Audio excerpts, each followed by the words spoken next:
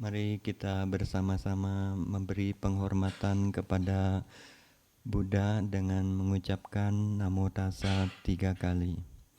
Namo Tassa Bhagavato Arahato Sama Sambuddhassa.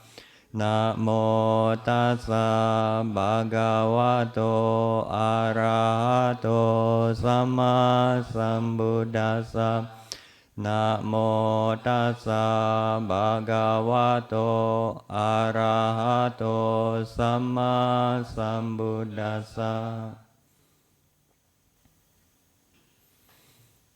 Pada pagi hari ini kita berkumpul lagi. Pada yang lalu-lalu saya sudah memberikan beberapa ceramah. Pada kesempatan hari ini saya akan memberikan ceramah tentang suka dan duka. Jadi dalam bahasa Pali yang artinya kalau suka ini artinya adalah kebahagiaan dan duka adalah artinya penderitaan. Setiap orang pasti tidak mau mengalami duka. Semua orang ingin suka atau kebahagiaan. Benar Bapak-bapak, Ibu-ibu? Anda mau suka atau duka? Mau suka. Nah, di dalam ajaran Buddha, Sang Buddha hanya memberikan ajaran 4 kebenaran mulia. Nah, kebenaran mulia yang pertama itu apa? Anda sudah tahu? Kebenaran mulia yang telah yang pertama adalah kebenaran tentang adanya duka atau ada penderitaan. Yang kedua adalah sebabnya. Nah, terus yang ketiga berhentinya duka, dan yang terakhir adalah jalan untuk berhentinya duka. Nah, pada kesempatan ini saya akan membahas dulu tentang suka atau kebahagiaan. Sang Buddha juga menjelaskan tentang kebahagiaan ini, Bapak-bapak, Ibu-ibu.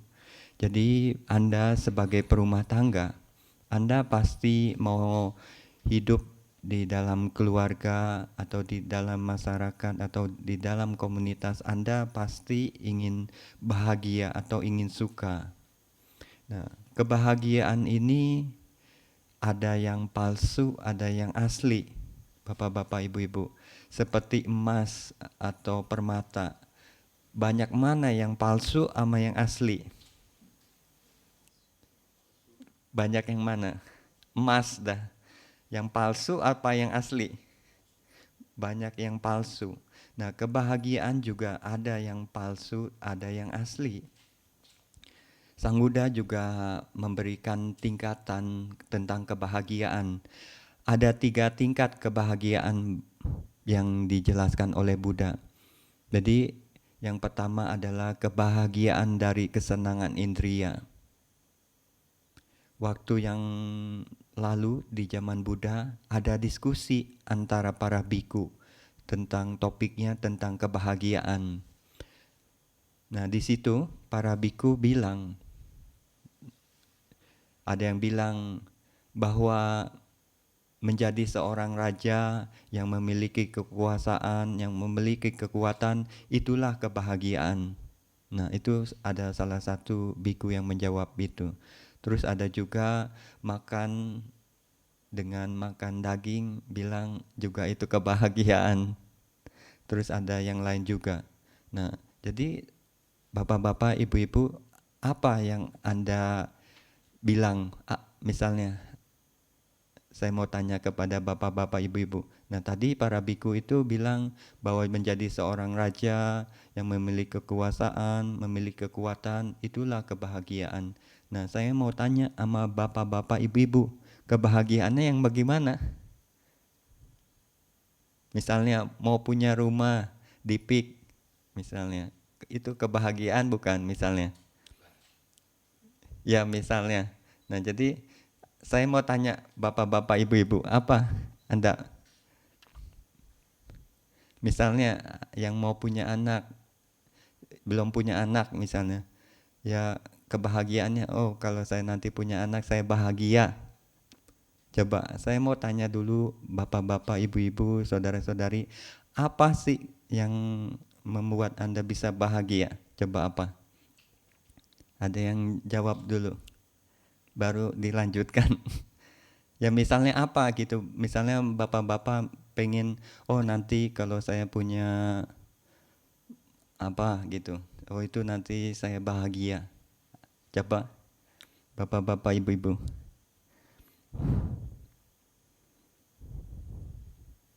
Ya jawab aja, yang misalnya bapak-bapak dulu dah jawab. Ya, ya itu. Misalnya nanti kalau banyak uang saya jadi bahagia. Nah itu salah satunya. Terus ibu-ibu gimana? Oh ibu-ibu biasa, oh nanti kalau anaknya banyak saya bahagia. Apa ibu-ibu?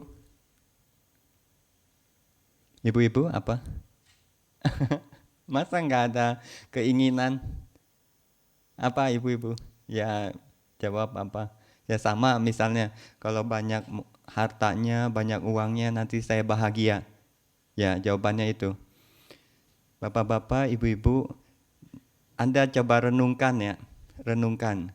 Ketika Anda lulus SMA, terus ya pasti Anda misalnya, oh saya mau ke kuliah, bener nggak ibu-ibu, bapak-bapak? Nah terus ketika udah kuliah, apalagi? Saya mau bekerja. Terus bilang lagi, ya nanti kalau saya dapat pekerjaan yang bagus, mendapat upah atau gaji yang tinggi, oh saya nanti bahagia. Bener nggak?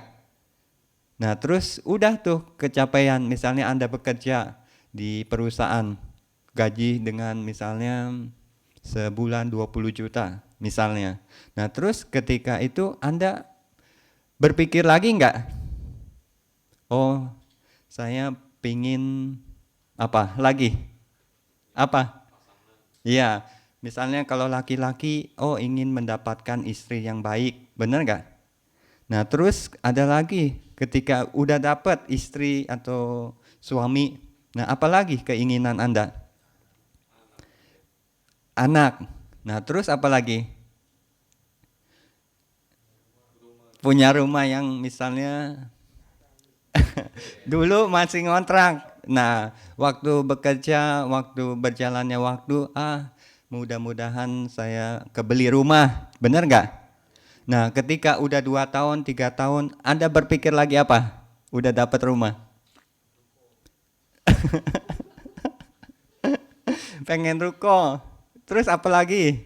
Mobil. Iya. Dulu misalnya punya mobil cuma apa? Mobil Xenia.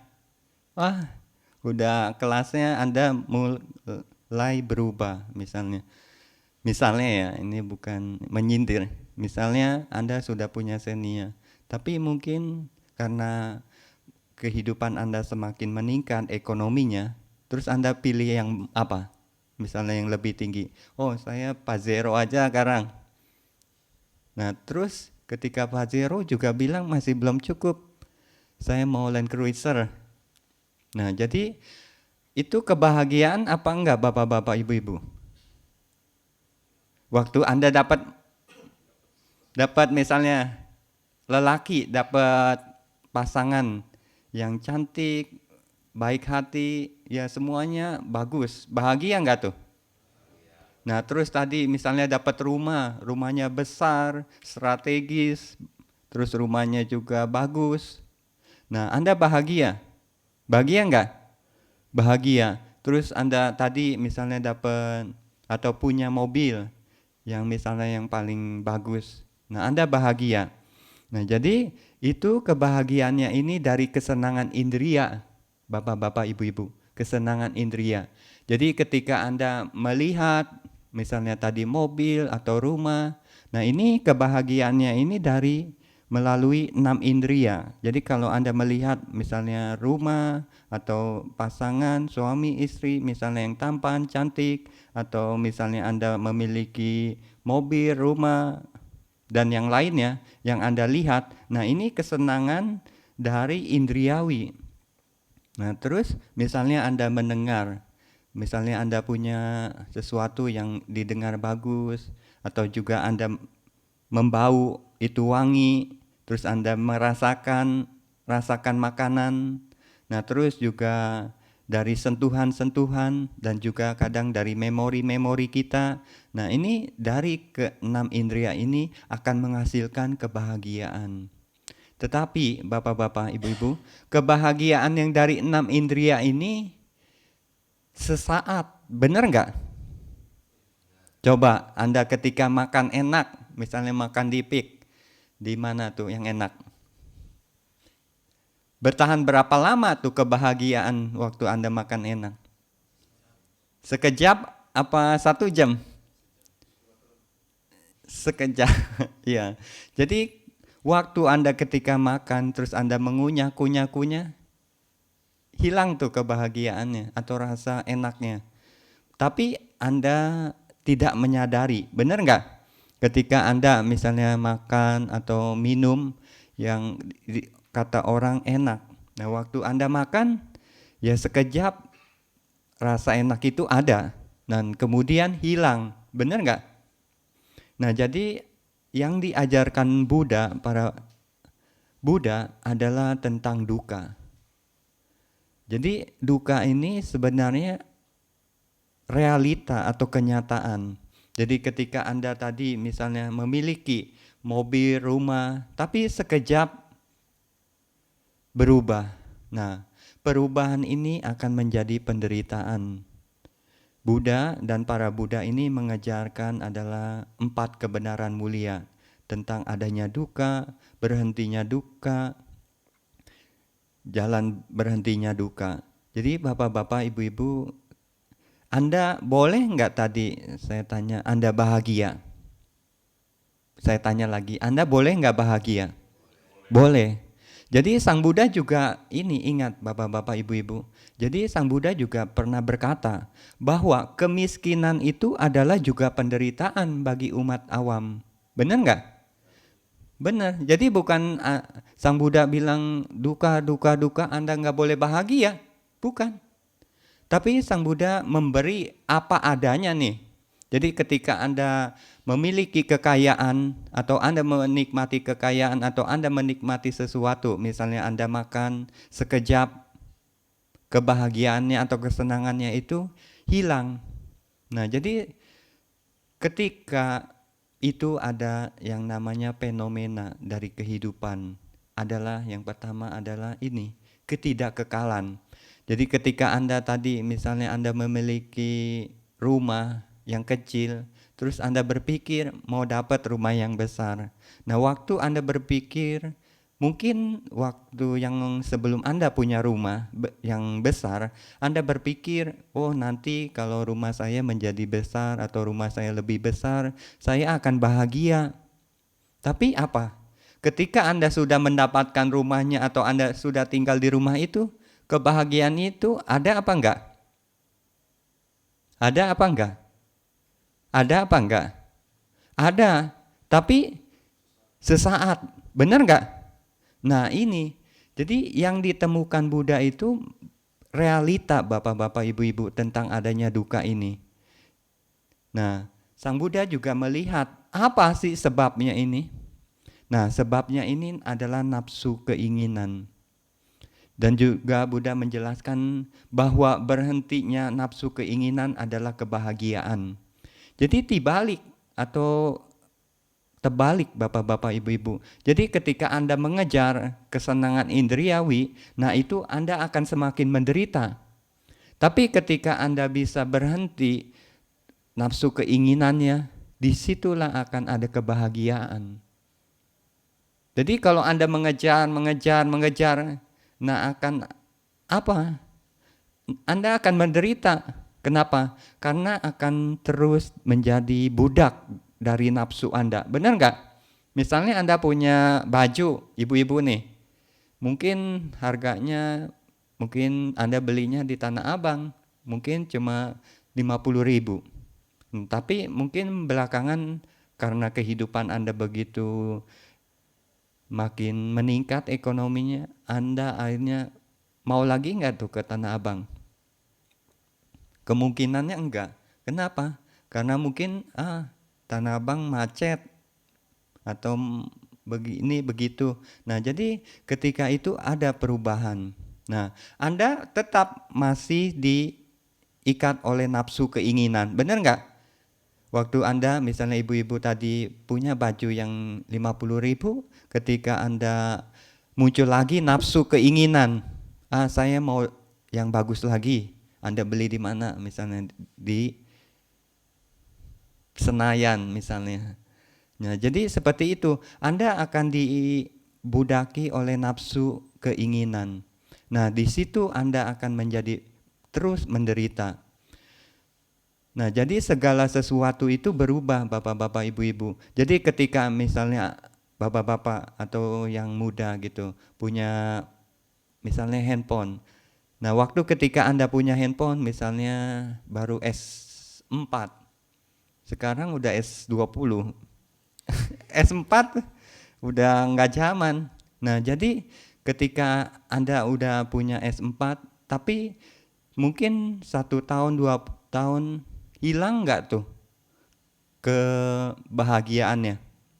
Hilang nggak? Hilang. Kenapa? Karena ada ini, hukum perubahan. Nah, jadi bapak-bapak, ibu-ibu, Anda sebagai umat awam, Buddha menjelaskan juga bahwa Anda juga jangan dibudaki oleh nafsu. Kenapa? Kalau Anda terus mengejar nafsu keinginan Anda, di situ Anda akan mengalami penderitaan dan penderitaan. Nah, tapi ketika Anda menghilangkan atau Anda berhentikan nafsu keinginan, di situ justru ada kebahagiaan. Terus saya juga akan melanjutkan bahwa yang kebahagiaan yang pertama itu adalah kebahagiaan dari kesenangan indria. Nah, Sang Buddha juga menjelaskan kebahagiaan yang kedua, kebahagiaan dari pengembangan batin.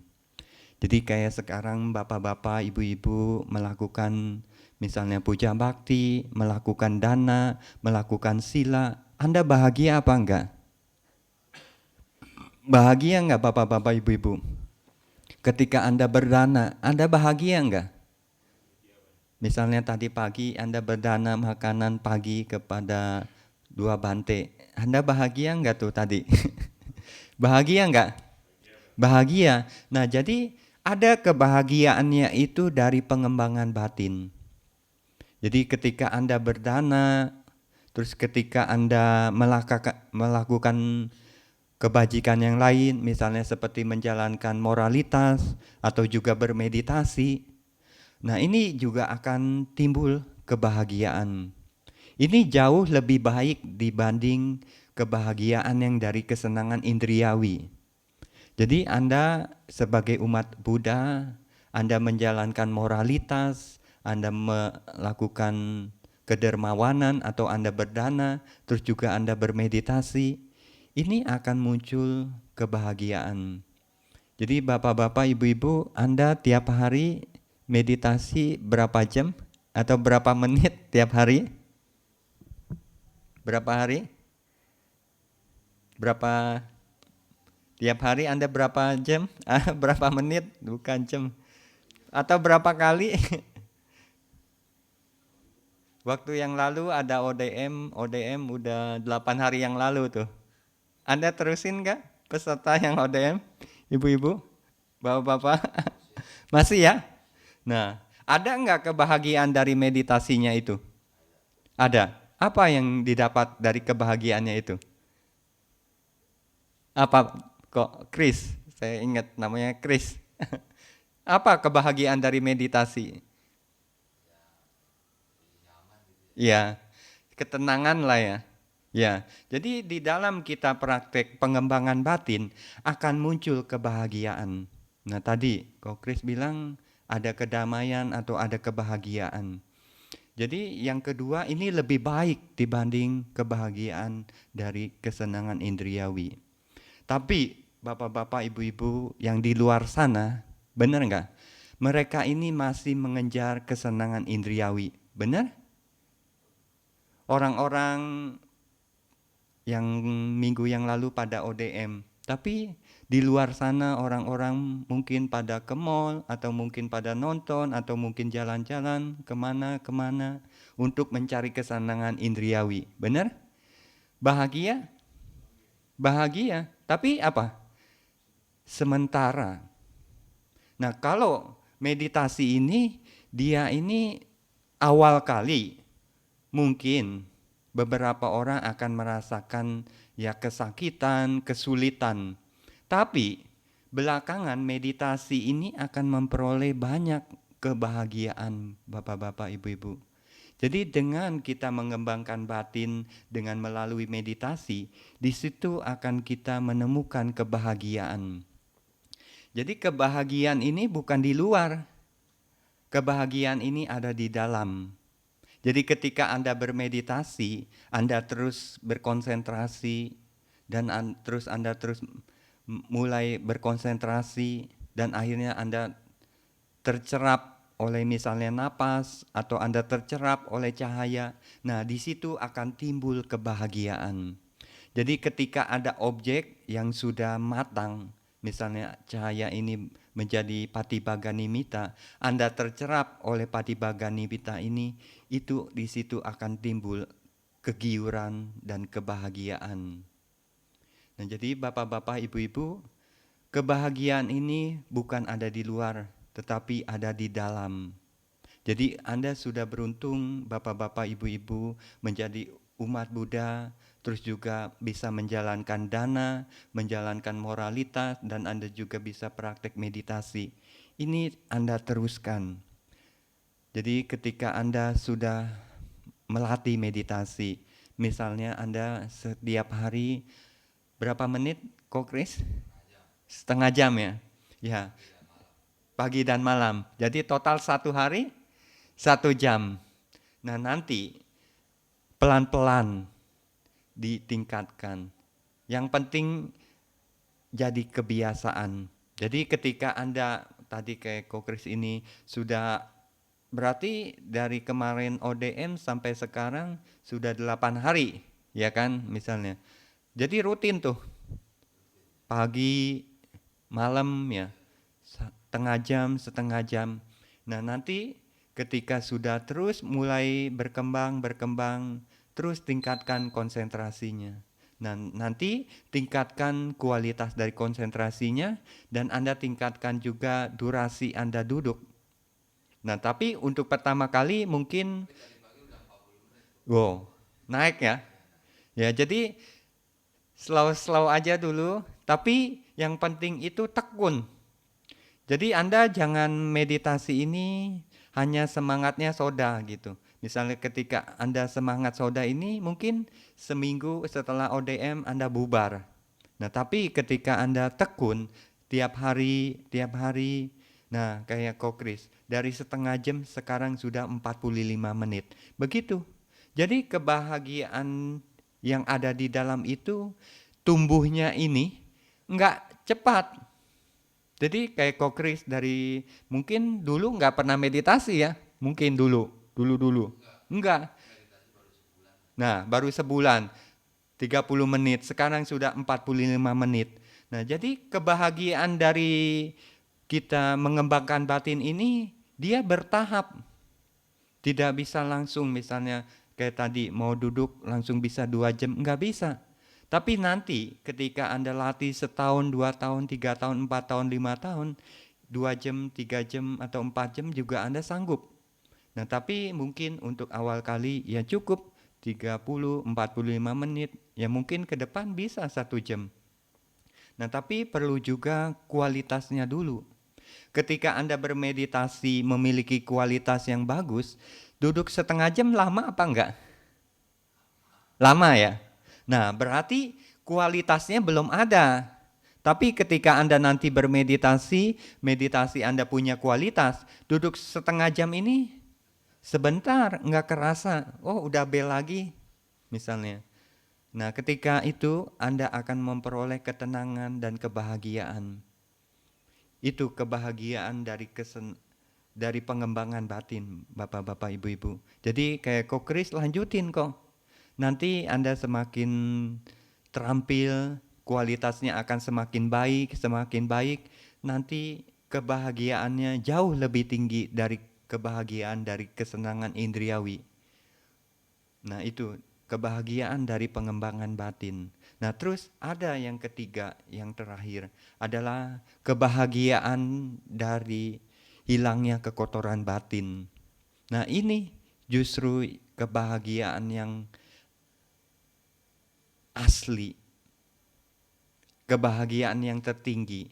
Jadi bapak-bapak, ibu-ibu, kebahagiaan ini bukan dari kesenangan indriawi dan juga memang kebahagiaan dari pengembangan batin ini merupakan langkah untuk kebahagiaan yang terakhir, untuk kebahagiaan bebasnya dari kekotoran batin atau kebahagiaan yang tertinggi nibbana.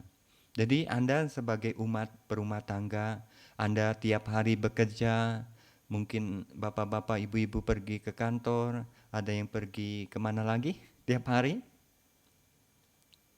Kemana? Ke kantor, ke pasar, kemana lagi?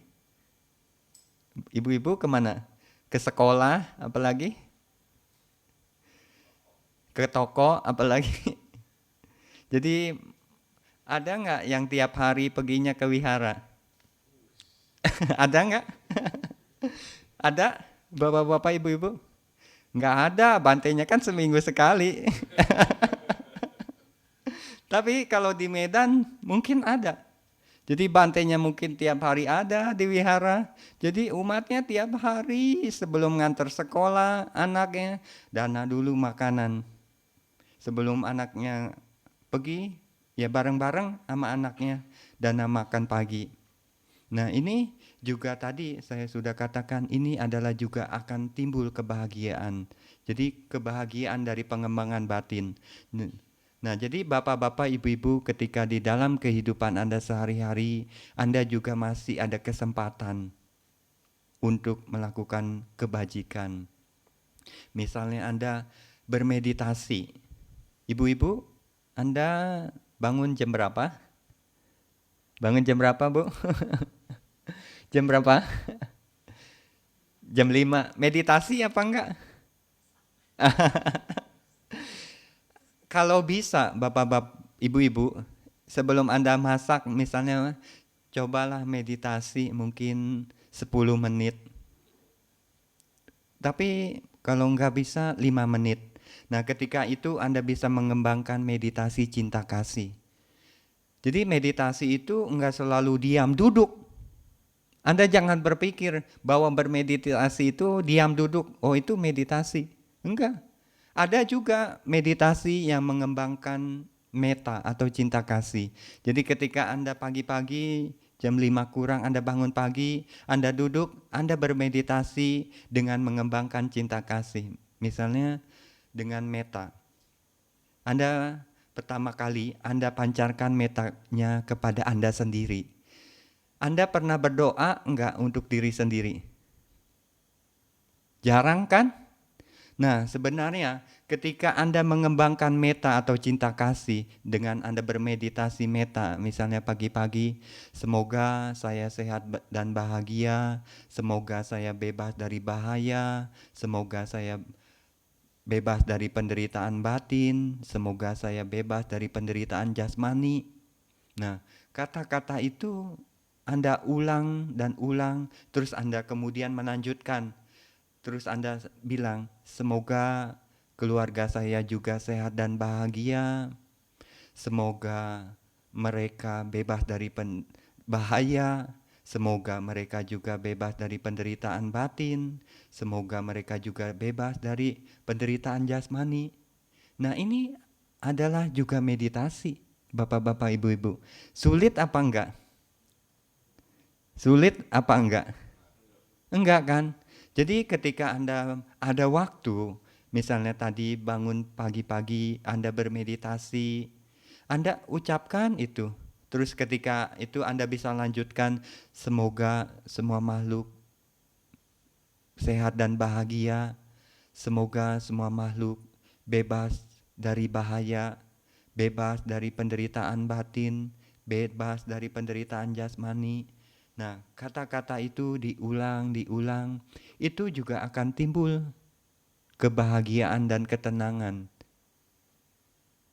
Jadi nanti bapak-bapak, ibu-ibu, dan saudara-saudari melakukan kebajikan itu sebenarnya tidak sulit. Benar nggak?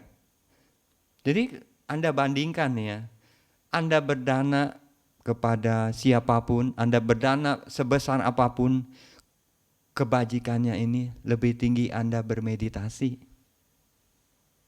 Tadi Anda bermeditasi yang meta, itu lebih tinggi dibanding Anda berdana mau misalnya jumlahnya paling besar, itu tidak mengalahkan Anda bermeditasi ini ya, jasa kebajikannya.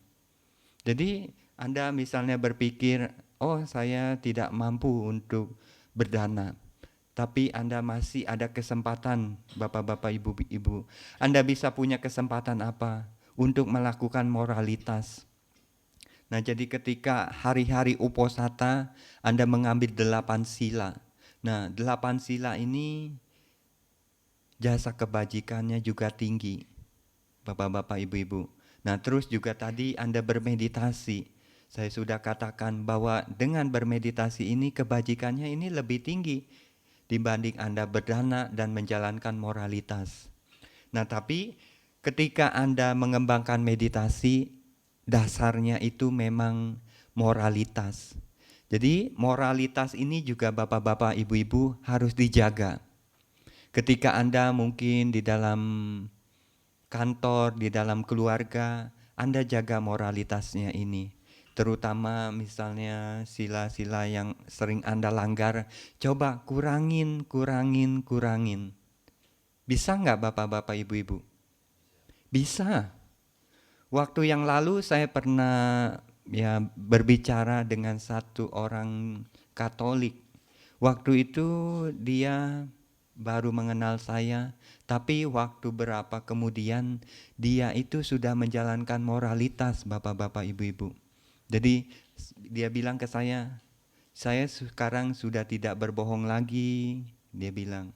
Terus saya juga sekarang mengembangkan ini cinta kasih. Waktu misalnya karyawannya sedang butuh, ya udah kamu ambil aja, nanti saya yang gantiin.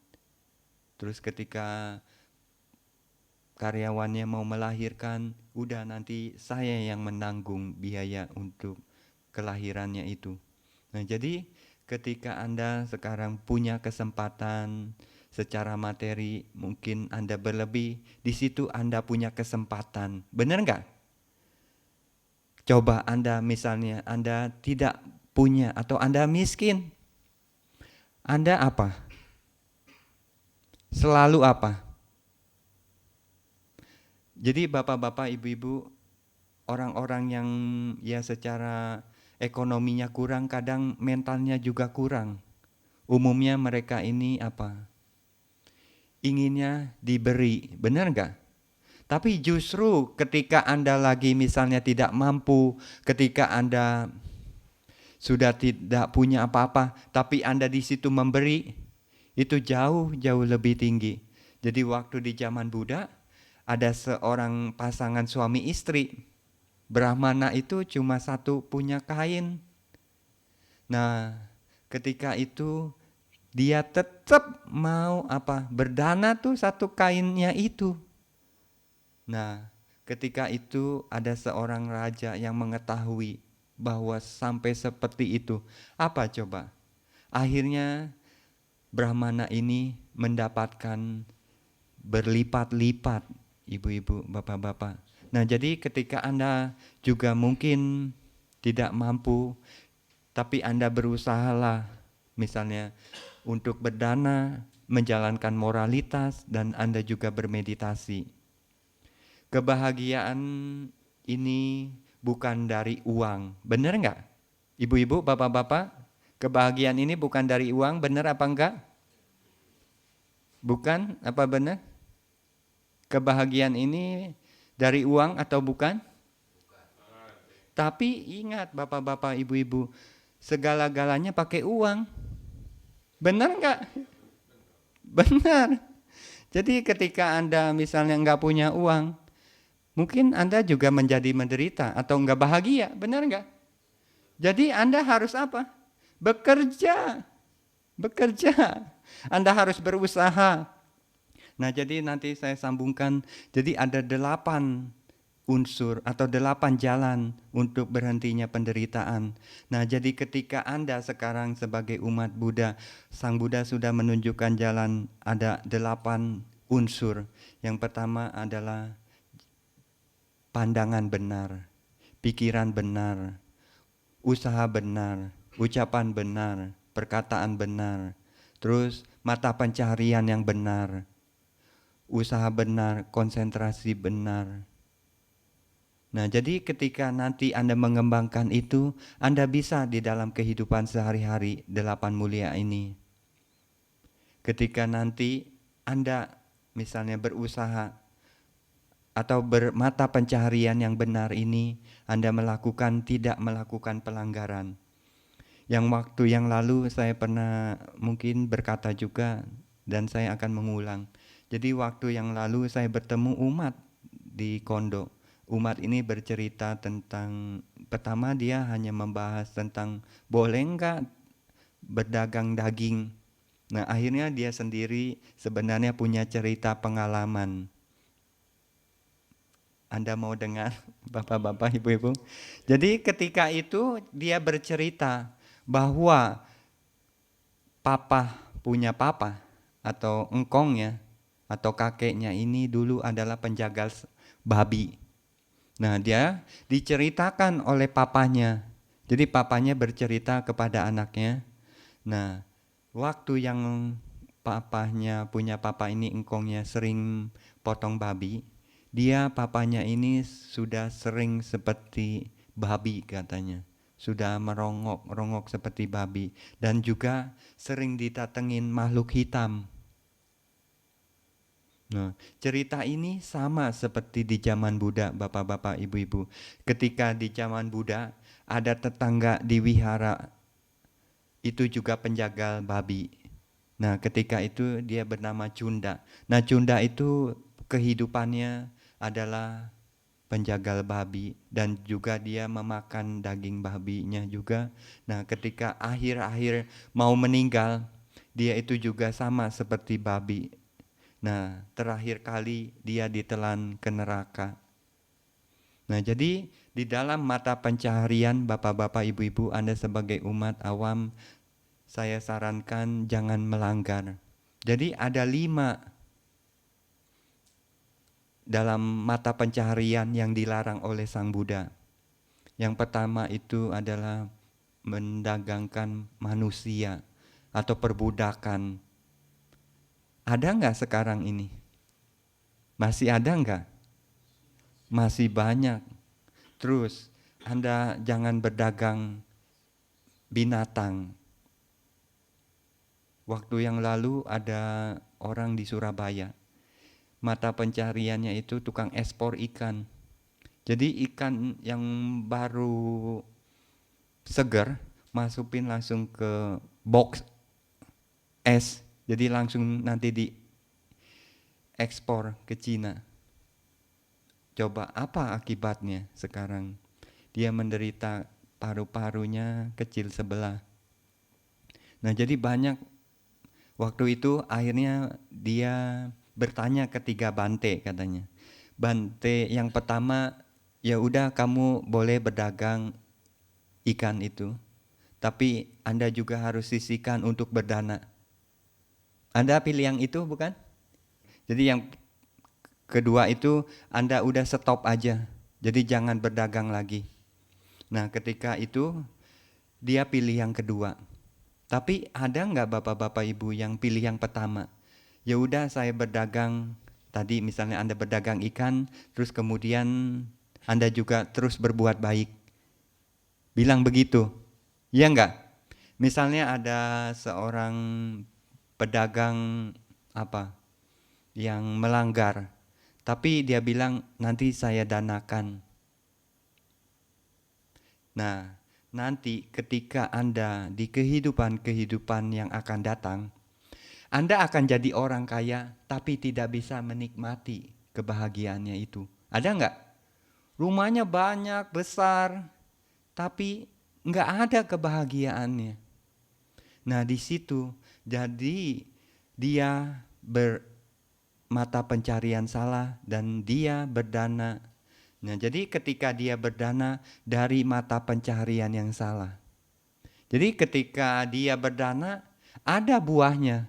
Dia menjadi kaya, dia punya banyak materi, tapi karena sumbernya atau mata pencahariannya ini dari pelanggaran, makanya tidak bisa menikmati. Jadi begitu rugi bapak-bapak ibu-ibu, lebih baik di stop. Jadi wanita itu yang Surabaya ini, dia stop. Dia ikutin kata Bante. Jadi yang Bante terakhir itu bilang, udah mulai sekarang Anda stop. Dia ikutin stop. Nah terusnya kemudian dia usaha yang lain.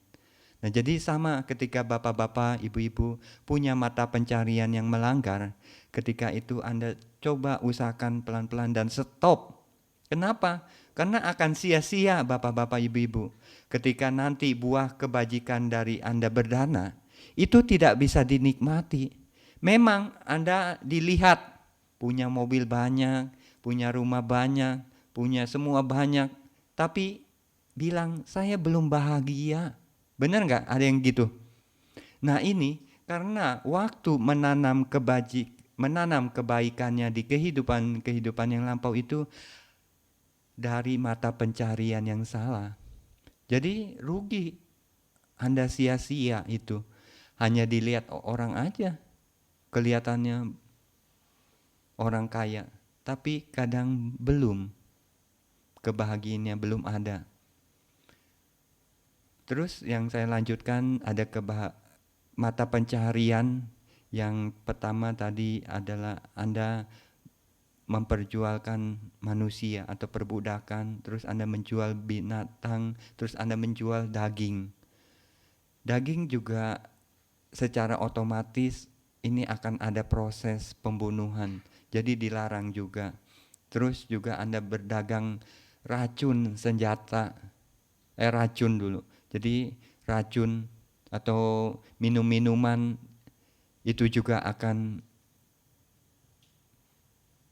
membawa nantinya ketika Anda berdagang, misalnya Anda berdagang narkoba, mungkin Anda jadi kaya raya.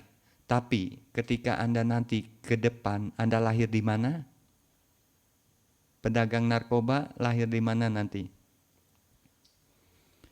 Lahirnya di niraya, neraka. Kenapa? Karena ketika Anda berdagang yang mata pencarian yang salah ini, Anda membuat kerugian banyak orang. Benar nggak? Nah, akhirnya kalau Anda sering merugikan orang lain, Anda terlahir di niraya atau di neraka. Jadi Anda kalau melakukan pembunuhan atau menyiksa atau Anda seperti melukai Buddha, seperti Bante Dewadatta, terlahir di mana? Di neraka. Nah, jadi yang ini terus berdagang senjata. Nah, itu juga dilarang. Nah, kedelapan unsur ini Anda selagi umat awam bisa dilakukan, tapi mungkin kadarnya mungkin tidak sempurna. Jadi seperti yang misalnya meditasi. Meditasi Anda juga belum sempurna. Benar nggak kok Chris? Baru mungkin 45 menit, tapi itu lebih baik. Anda sudah memulai meditasi, terus Anda menjalankan moralitas, atas sila nggak kok, Chris? Kadang-kadang 8 sila. Hari ini hari Oposata sebenarnya. Ketika Anda mau ambil 8 sila, di hari-hari Uposatha itu jauh lebih baik dibanding 5 sila. Tapi ketika Anda mungkin bilang sulit Anda menjalankan 8 sila, ya sulit. Kenapa? Mungkin Anda lapar, ya enggak? Terus Anda mungkin banyak pekerjaan. Tapi mungkin kadang-kadang Anda bisa lakukan sebulan sekali atau sebulan 2 kali. Jadi coba diusahakan Bapak-bapak, Ibu-ibu. Nah, saya akan balik lagi antara kebahagiaan dan penderitaan ini. Jadi penderitaan itu muncul ketika adanya nafsu, keinginan. Jadi ketika ketidakadanya nafsu keinginan, penderitaan itu akan berhenti. Ingat, jadi bapak-bapak, ibu-ibu, kalau Anda bahagia itu atau Anda ingin bebas dari penderitaan itu, Anda harus menghilangkan nafsu keinginannya itu. Tapi bukan berarti misalnya bapak-bapak, ibu-ibu, saya bilang, misalnya Bantenya bilang, saya tidak boleh bernafsu lagi. Udah saya usaha segini cukup aja, segini cukup aja. Bukan berarti begitu bapak-bapak, ibu-ibu, bukan. Jadi waktu Anathapindika sudah mencapai seorang Sotapana, beliau masih berbisnis, masih ada kelilit utang piutang gitu. Jadi masih ketika seorang sudah Sotapana, seorang sudah ya mencapai tingkatan kesucian, dia masih umat awam, dia masih berusaha berbisnis. Jadi Anda misalnya sekarang yang misalnya Anda kehidupannya sudah mapan, misalnya saya sudah cukuplah di sini, berhenti, apa Anda melanjutkan bapak-bapak, ibu-ibu? Jadi di zaman Buddha itu Anathapindika itu milioner. Coba emas harganya misalnya sekarang berapa juta? 1 kilo. Itu setanah Wihara Jetavana. Berapa dibanding itu? Coba. Jadi begitu, ketika Anda punya kekayaan, di situ punya kesempatan untuk apa? Untuk melakukan banyak-banyak kebajikan. Ini adalah kesempatan Bapak-bapak, Ibu-ibu, yang Anda memiliki banyak materi atau Anda memiliki banyak harta, itu Anda punya kesempatan untuk berbagi. Waktu Anda pertama kali, Anda ingat enggak waktu misalnya Anda bekerja, Anda berdana sama ibu Anda? Sama orang tua Anda, mama papa? Pertama kali Anda berdana sama mama papa enggak? Enggak, sama istri. Nah, sebenarnya Sang Buddha ada mengurutkan bapak-bapak, ibu-ibu. Jadi ketika kekayaan itu dimiliki, itu kekayaan itu dibagikan. Yang pertama itu mata pitu. Apa mata pitu itu? Mama papa. Jadi orang tua dulu. Nah, selanjutnya baru anak dan istri. Tapi zaman sekarang mungkin suami takut istri atau atau terbalik. Istri takut suami. Nah, kadang Anda melupakan mama papa. Nah, jadi ketika nanti Anda misalnya sekarang, ya waktu yang lalu juga saya melihat, jadi anaknya itu mapan atau kaya. Coba mama papanya itu masih hidup. Jadi papanya itu diajak ke dokter, dikasih suster, terus dikasih mungkin ada uang jajan. Nah, jadi ketika Anda sudah mampu atau mapan, Anda punya kesempatan untuk berdana kepada orang tua, kepada anak dan istri, terus kepada siapa lagi? Karyawan Anda. Terus kepada siapa lagi? Tamu Anda.